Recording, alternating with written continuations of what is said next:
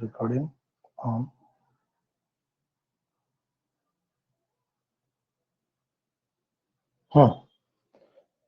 Welcome again. आज अपनी date 17 अगस्त 2021। Okay, हमने इससे पहले की 3 क्लासेस में हमें याद होगा सबसे पहले साइट वर्ड्स के बारे में बात की थी। साइट वर्ड्स वो वर्ड्स हैं जो बुक में किसी भी प्रकार की इंग्लिश की बुक में कंटिन्यूसली दिखाई देते हैं। मैं अभी आपको उसका पीडीएफ आपके स्क्रीन शेयर करके दिखाने वाला हूं, तो हम उन वर्ड्स को कंटिन्यू देखें, फिर मैं आपके अपने ग्रुप में वो वर्ड्स देने वाला हूं। पहला काम साइट वर्ड्स का था। सेकंड टॉपिक आपको याद है, is, are, am plus verb की आईएनजी फॉर्म वाले क्वेश्चन थे। मैंने क्वेश्चन पूछा था, आर यू प्लेइंग क्रिकेट? तो आपका जवाब था yes I am playing cricket but you are not playing cricket. Okay, हो सकता था, इजी है, कोई मुश्किल नहीं। तीसरा टॉपिक था हैज हैव के साथ में। ओके, हैज हैव वाले क्वेश्चंस थे। तो हैज हैव वाले क्वेश्चंस क्या थे, एक बार देखते हैं रिपीट करके। Have you danced, DANCED, have you danced? क्या तुम नाच चुके हैं? तो आपका जवाब था yes I have danced but Ramesh has not danced. Okay, ये सबसे सरल तरीका था। और एक बात हमने नोट की कि जब सिंगुलर आएंगे, किसी का नाम आएगा ही, सी, इट, या किसी एक का नाम, तो हम हैज लगाएंगे, बाकी सबके साथ में हैव लगाएंगे। इतनी बात याद रखनी। इसके बाद हम अगले टॉपिक की ओर बढ़ते हैं, हमारा टॉपिक नंबर 4। आज हमारा जो वीडियो नंबर 4 है, उसमें हम एक नई बात और सीखने वाले हैं। इसी रिपीटेशन मेथड में क्वेश्चन नंबर 4 क्या है वो देखते हैं। क्वेश्चन नंबर 4 है,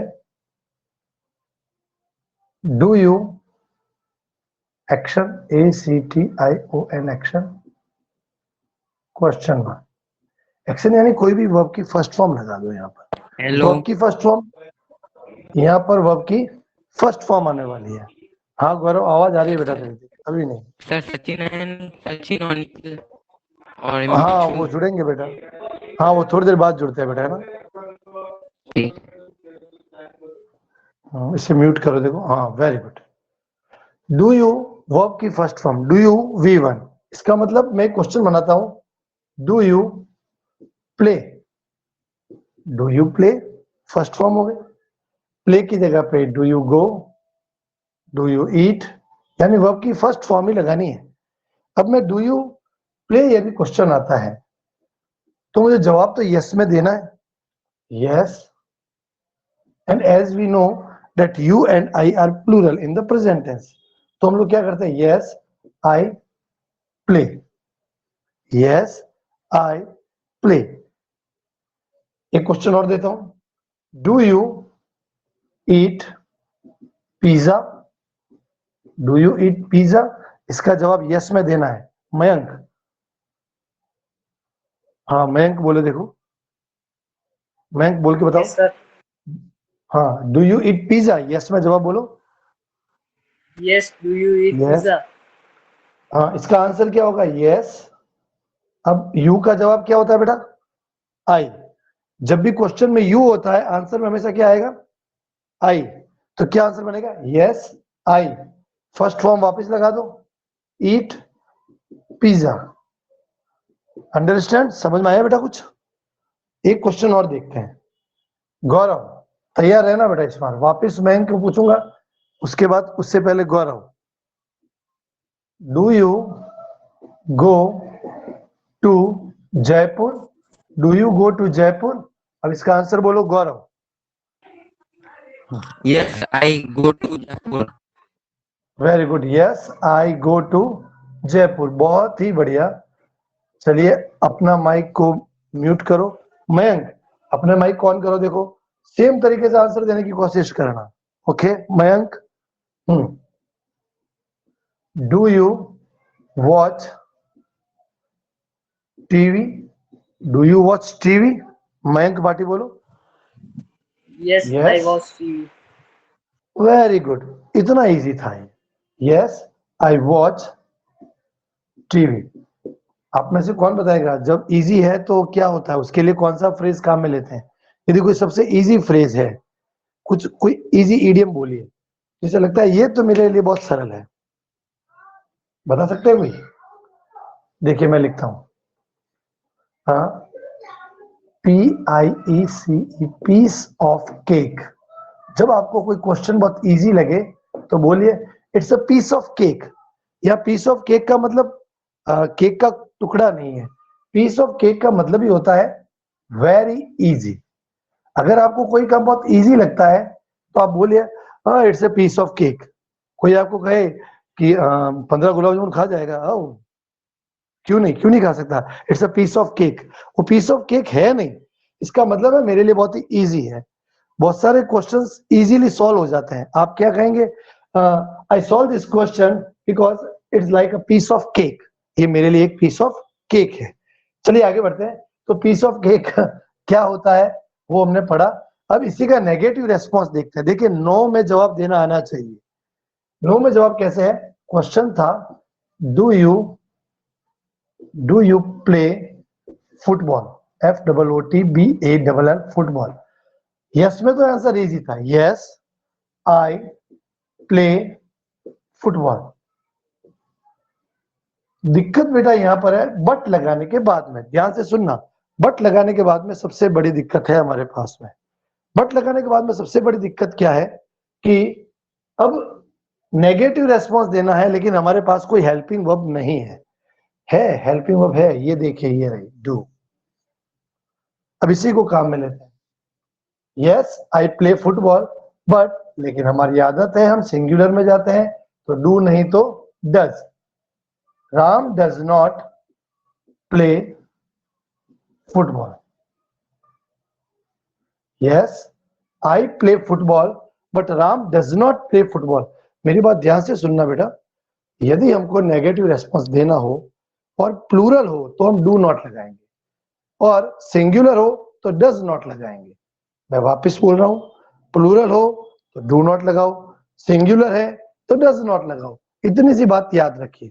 जैसे वहां पे इज नॉट लगा रहे थे, हैज नॉट लगा रहे थे, अभी डज नॉट लगाएंगे। एक क्वेश्चन मैं सीधा ही पुटअप कर रहा हूं वापिस, हाँ भाटी साहब के लिए देखो।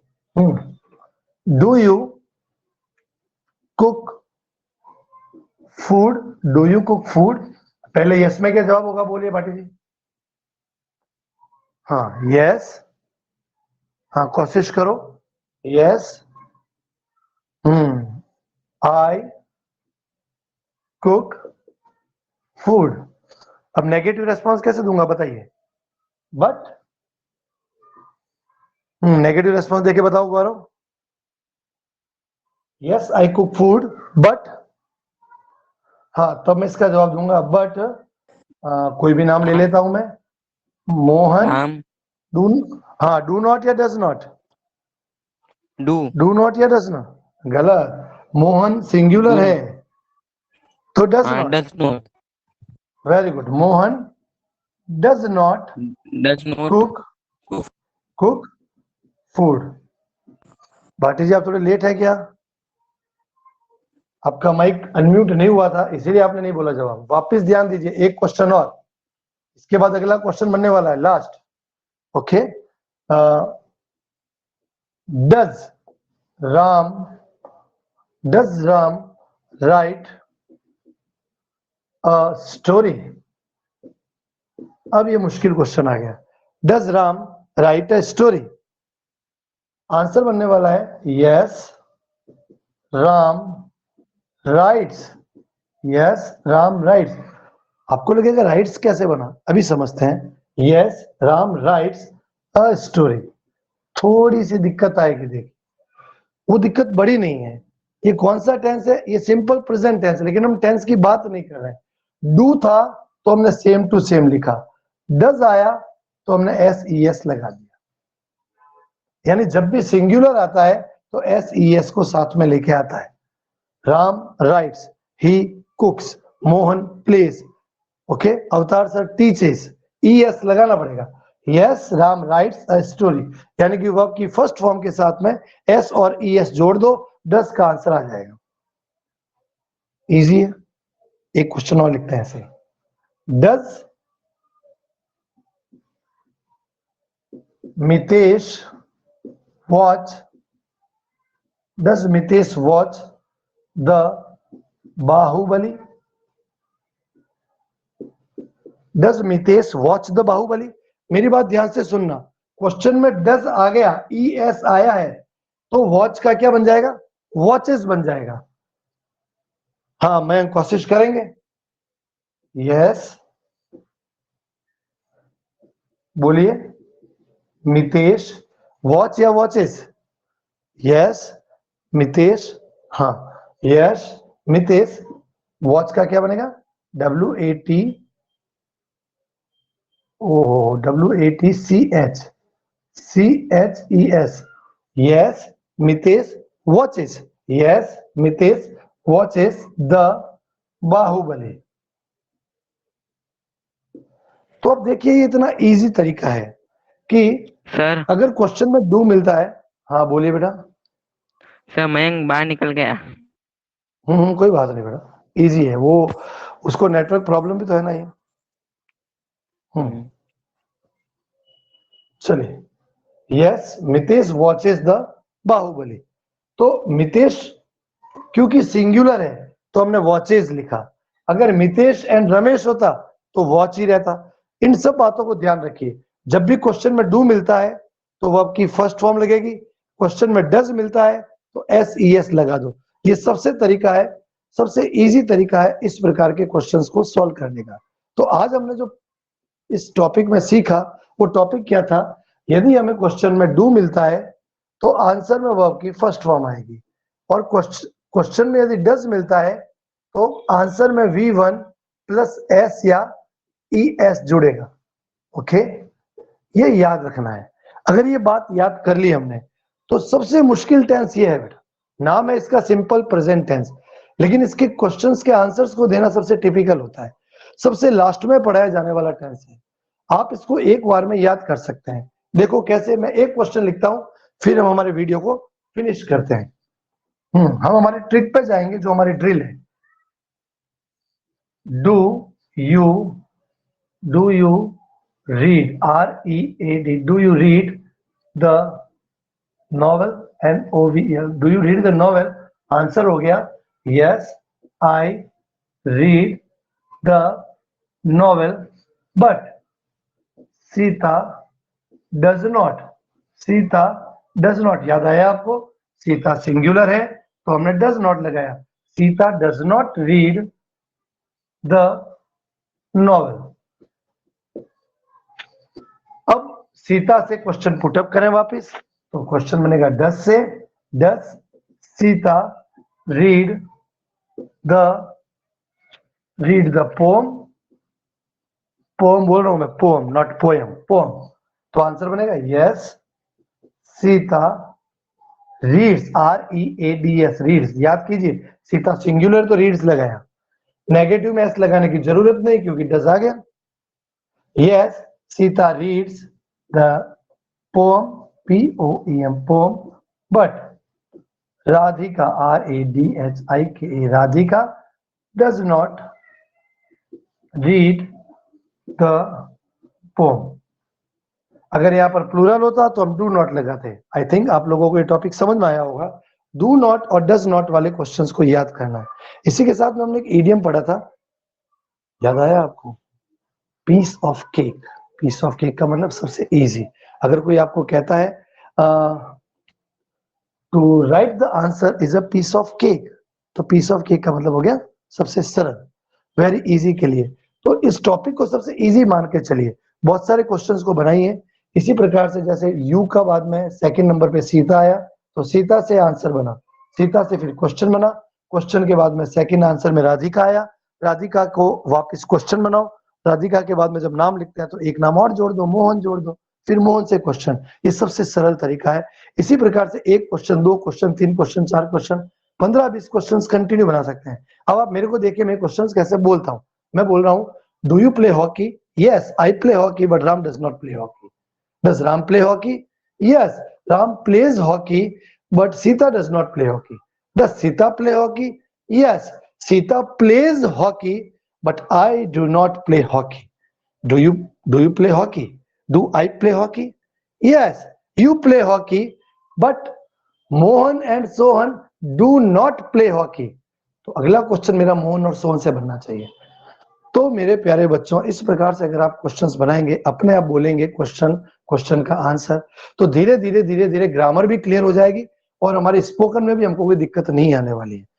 मुझे आशा है आपने इस प्रकार की स्किल को ठीक ढंग से समझा होगा, और जब भी आपको मौका मिले और मुझसे पुनः कन्वर्स करने का मौका मिले, मुझसे नहीं तो घर में किसी से मिले, तो तुरंत उनसे क्वेश्चन पुटअप कीजिए और धीरे धीरे अपनी अंग्रेजी बोलने की और अपनी ग्रामर की स्किल को और अच्छा कीजिए। तब तक के लिए फिनिश करते हैं। स्वस्थ रहें, मस्त रहें। Thank you.